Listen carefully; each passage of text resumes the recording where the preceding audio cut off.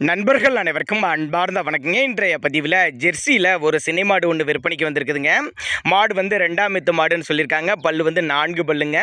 வேற லெவல் மடி செட்டுங்க. அருமையான மடி செட்டு, நல்ல காம்போலம் கொண்ட மாடுன்னு சொல்லியிருக்காங்க. கம்மி பட்ஜெட்டில் தான் மாடு விற்பனைக்கு வந்திருக்குது. டிரான்ஸ்போர்ட்டோட அரேஞ்ச்மெண்ட் உண்டு. அட்வான்ஸ் மாதிரி போட்டிங்கன்னா மாட்டை கொண்டு வந்து வீட்டிலே இறக்கி விட்டு போய்க்கலாம்னு சொல்லியிருக்காங்க. இந்த மாடு எந்த ஊரில் இருந்து விற்பனைக்கு வந்திருக்குது, மாட்டோட கறவை திறன் விலை நிலவரம் எல்லாமே ஒவ்வொன்றா தனித்தனியாக பார்க்கலாம் வாங்க. ஜெர்சி டைப் மாடு தாங்க. மாடு வந்து 2ஆம் மெத்து மாடுன்னு சொல்லியிருக்காங்க. பல்லு வந்து 4 பல்லுங்க. மாடு வந்து 9 மாத சினையாக இருக்கக்கூடிய மாடுங்க. என்ன கண்ணு போறக்கு ஒரு வாரம் பிடிக்கும். ஒரு வாரமே அடிக்க ஒரு 2-3 நாட்களில் கண்ணு போட்டுரும் போகிற ஸ்டேஜில் தான் இருக்குது.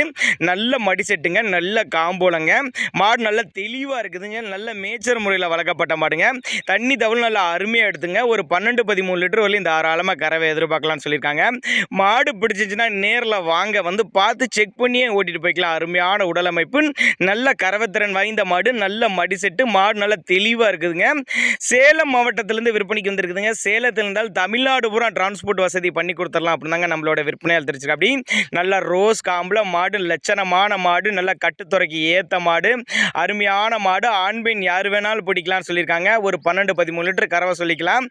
ஒரு 4 பல்லு தான். மாடு வந்து 2ஆம் மெத்து மாடு தான் சொல்லியிருக்காங்க. அதனால் நீங்கள் தாராளமாக கான்டாக்ட் பண்ணுங்கள். நீங்கள் கண்டினியூஸாக அந்த மாட்டை மெயின்டைன் பண்ணலாம் ஒரு 5 இதுக்கு அப்படின்னாங்க நம்மளோட விற்பனையால் தெரிஞ்சுக்க. அப்படி தேவைப்பட்ட நபர்கள் கான்டாக்ட்